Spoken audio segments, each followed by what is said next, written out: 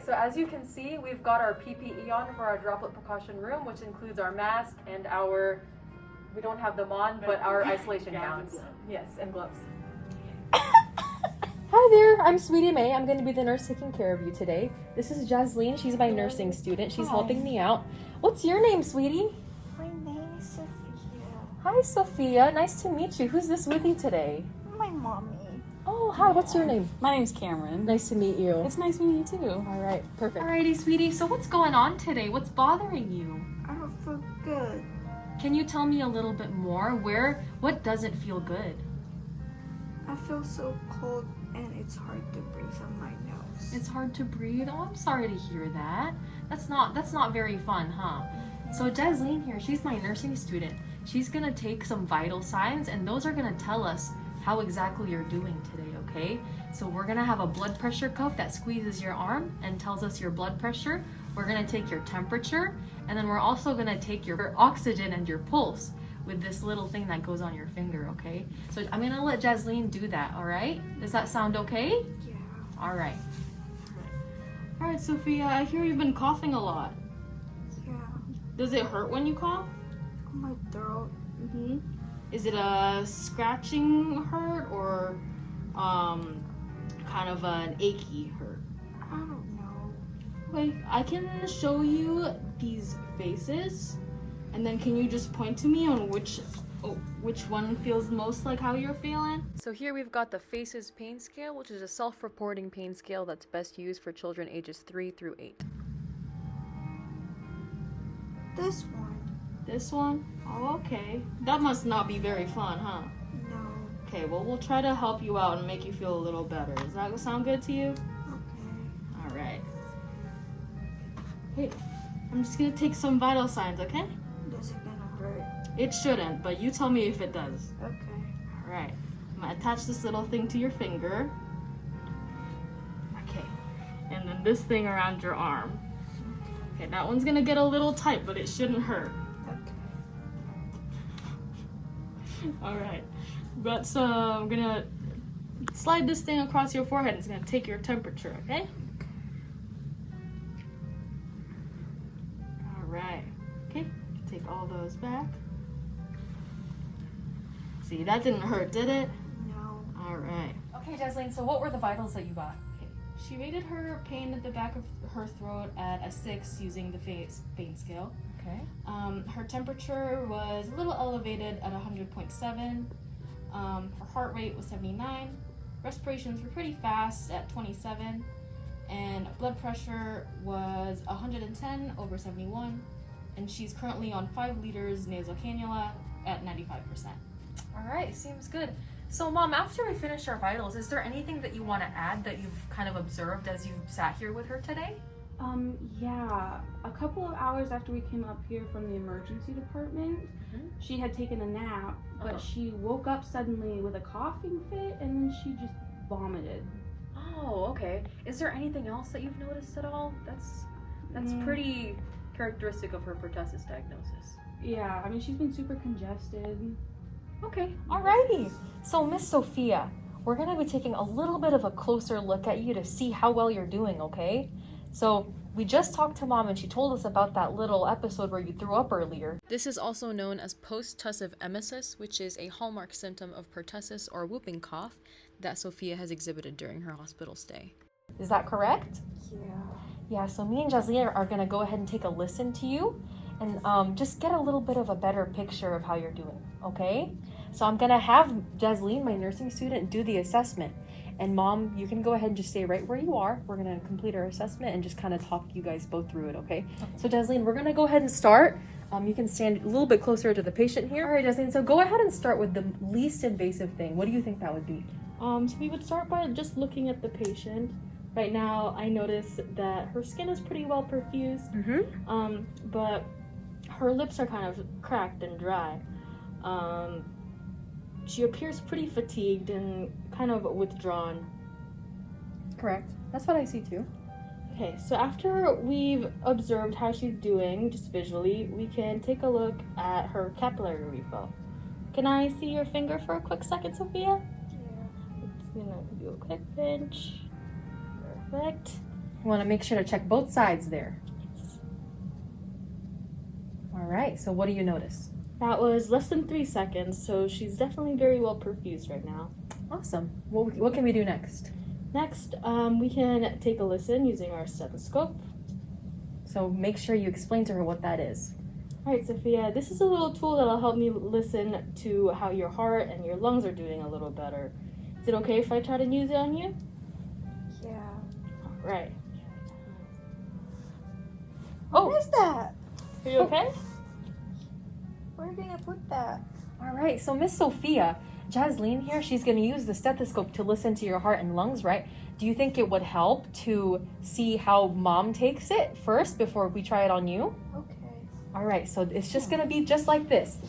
We're going to listen, and then I'm going to put this little circle over Mom's heart and her lungs, and it's going to show me how her heart and her lungs are working. So we're going to try it on Mom first. So here we demonstrate family-centered care by first using the stethoscope on Mom before we use it on Sophia. This actively incorporates both the caregiver and the child in this aspect of care and helps to ease Sophia's concerns about the stethoscope. How do you feel, Mom? Good. Good? You want to try it now, Sophia? Okay. All right, so Miss Jazleen's going to do that for you, okay? Okay. Just to warn you, it might feel a little cold, but it shouldn't be hurting, okay? Let me know if it does.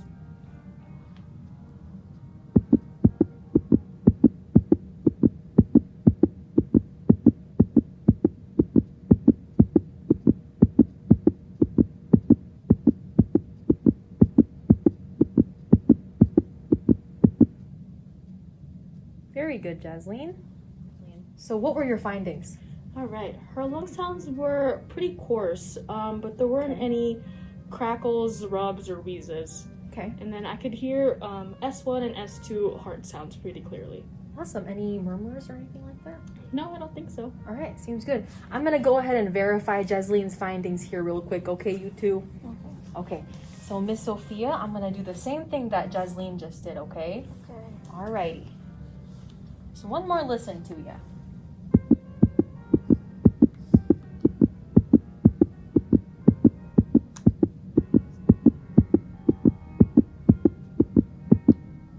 Can you breathe deep for me?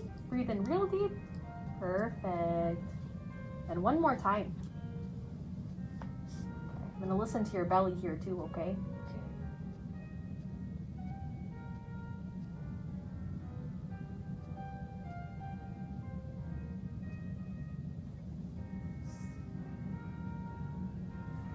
All right. Very good, Jazliene. Did you notice what her bowel sounds were? I don't think I heard you talk about those. No, I forgot about her bowel sounds. Okay, I noticed that they were pretty normal active. Okay. All right, so since this is primarily a respiratory issue, Jazliene, we want to make sure that we take a look at worker breathing, especially with a pediatric patient. Do you know what worker breathing is? I think so. Is it just the effort that she's putting into how she's breathing? Yeah, that's right. So remember how we did her general assessment? We can kind of take a look at how just how she looks to tell us how hard she's working to breathe. So as you can see here, she's kind of moving her belly a little bit as she's breathing, just mildly. So we can categorize that as mild subcostal retractions. Those are what retractions are. When we see the body moving as the child is trying to breathe, right? And then also, if there's nasal flaring, she doesn't have that, but it's when the nostrils kind of open up as she's trying to breathe. And then there's also grunting that we could see, which is when there's a little bit of a sound that comes out as she's trying to breathe. But right now, that doesn't seem to be the case. Right now, she's only kind of moving her belly a little bit. So it's just those mild subcostal retractions. But otherwise, she's just mildly tachypnic as well. It might be because I was mean to Peter. So here we can observe Sophia being in the pre-operational stage of Piaget's developmental stages and also Erikson's initiative versus guilt. Here she exhibits magical thinking where she feels as though her being mean to her brother Peter caused her to get sick with pertussis.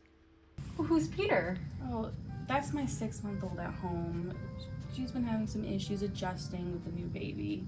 Oh, yeah, so that is pretty normal. For for kids around her age to just have a little bit of trouble adjusting with new additions at home, but it is very, very normal for her age, and it's nothing to be worried about. Oh, Sophia, that's okay. It's normal to have some big feelings when we're having a big adjustment at home. I'm sure it's not the easiest to have to share mom with someone else, huh?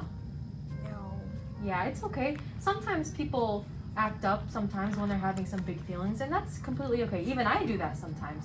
But the reason you got sick wasn't because of that, okay? Sometimes when people are sick at school or when you're at the store, they can spread those germs to you and make you sick, but that has nothing to do with you being mean to Peter. Yeah. So now that we are on the subject of infections and how exactly Sophia got sick, we do want to talk about infection prevention. So Mom, is there anything that you know about the DTaP vaccine or the vaccine that prevents pertussis? Yeah, she last got her immunizations at her 6-month appointment, but we just haven't had time to come back in. Okay. You know. Yeah, so like I said, this is a vaccine preventable disease, and receiving the vaccine does mean that there's less of a risk for your child to be hospitalized if they do end up contracting the disease from another kid or, you know, anywhere outside. Okay, so but if I would have been able to get her in at her 15-month checkup, would this have been it would have prevented it? I can't say for sure, but it does for sure decrease the risk if she had received the vaccine at that time. Okay, so this is important, and it'll make it less bad because For sure. she's not doing good, and it's scary. Oh, I know. I'm sure it is. Okay, so because I missed one, are we able to give her it? Oh yeah, still? so you did want to get that 4th dose? That Yes, of Oh, course. for sure. Yeah, so she is 4 years of age now, Mhm. and it's not required for her to receive a fifth dose if the vaccine is administered at their 4th birthday or after their 4th birthday. Okay, so we're still good to do that then. Yeah, we're good to do that. Okay. We can administer that vaccine during this visit. There's also a vaccine called the Tdap that we give during adolescence for this same thing, pertussis. Okay, and that's just as important to make sure we give that. But we don't have to worry about that right now. Yeah. That's for adolescent age during school. But it does prevent the same group of illnesses that the DTaP does. Okay. Yeah. Okay, so besides the immunizations, I know she's taking medication right now, and the previous nurse before you guys had talked about it, but I was just so tired that I didn't really understand that well. Oh. Are you able to talk about Of course, that for yeah. me? Let me pull up her MAR. So it looks like she's taking Tylenol as needed for her fever, which she does have a fever, and we can give that. She's taking prednisone, and that would be for inflammation, because I know she's having a hard time breathing, and that will help with, decreasing that inflammation and helping her breathe a little better. Okay. And then the erythromycin, that's an antibiotic, and since this is a bacterial infection, we're going to be giving the antibiotics to fight that infection. And then also fluids, because she is at risk for dehydration because, she's sick. Okay. And so, the Tylenol, I think that was given last in the ER, and we can give her that now. The prednisone is just by mouth, so she's going to take that as a pill, and that's a daily medication. The antibiotics, that's also by mouth, and it's every 6 hours. And then the fluids are going to be just running. It looks like they're running right now continuously. And that's just every hour. And so, did you have any more questions about side effects and stuff? Yeah. Yes, please. Yeah. So for the Tylenol, for kids, the most common side effects would be nausea and vomiting, and then also constipation. So they might also have a little bit of stomach upset, but those are just very mild reactions, and she shouldn't be in too much distress because of those. And then the erythromycin, diarrhea is a big one for that one, for antibiotics. And then also that nausea and vomiting, like I said, with the Tylenol, and then also the GI upset. That's very, very common. Those 3 things are very common for those medications. And then also a headache or dizziness, but hopefully the benefits outweigh the risks, because we are fighting that infection, so it's okay to have some side effects every now and again. And then with the fluids, we just want to make sure that we loosen the mucus and then prevent the dehydration, like I said. And so that's going to help with that. And then the prednisone, like I said, that reduces that inflammation. And then the side effects of prednisone would be that stomach upset. Again, I know it's a lot of very similar symptoms between these meds. And then she might also have a little bit of restlessness. She could have those headaches, like I said, for the other medications. But otherwise, the side effects should not be too drastic with the prednisone. It's more long-term when prednisone is given, that there's some more, immune suppression and growth suppression issues. But she's only taking this for the course of this illness, so there shouldn't be a problem with long-term side effects for the prednisone. Yeah. All right. So now that we've explained that, does Sophia have any issues swallowing medications at all? Like, is she good taking them orally? Yeah, she does great. Oh, perfect. Okay. And then just last couple points. I know she is taking these medications, but just because she's receiving these medications to help, reduce her symptoms and make them less harsh, we just want to make sure that even while you're at the bedside, that you're watching for signs of respiratory distress and letting us know at the nurse's station if you see anything that's particularly concerning. So if you're watching her and she's having like a little bit of a harder time breathing than usual, and like her chest is moving up, her belly's moving, or if her nose is flaring, or if you see her kind of sitting in a tripod position, anything like that, those kinds of signs, that means that she's having a much harder time breathing, and we want to know so that we can come treat her. Okay. So when we leave, we're gonna go grab those medications. But yeah, just like I said, after she's received those medications, just keep a close eye and let us know if you see anything concerning, okay? Okay. All right, seems good. We'll be back with those, okay? Okay, awesome. All right. Thank you.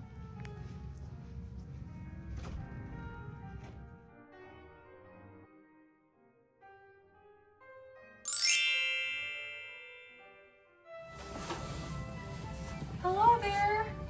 Hello. Hi, Miss. Oh, I forgot the name for our droplet precaution room. Done. Okay. Okay. All right. Are we starting? Okay. All right, sweetie. So what's going on? What's bothering you today? So sick.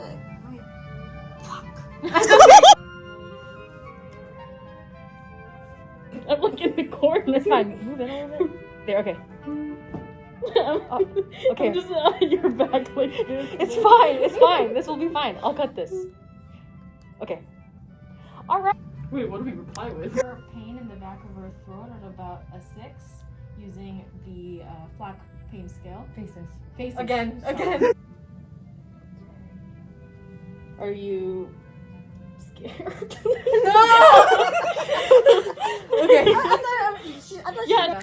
It's normal to have some big feelings when there's such a big change happening at home. I'm sure it's not the easiest to try to... No. Sorry, who's talking now? Me?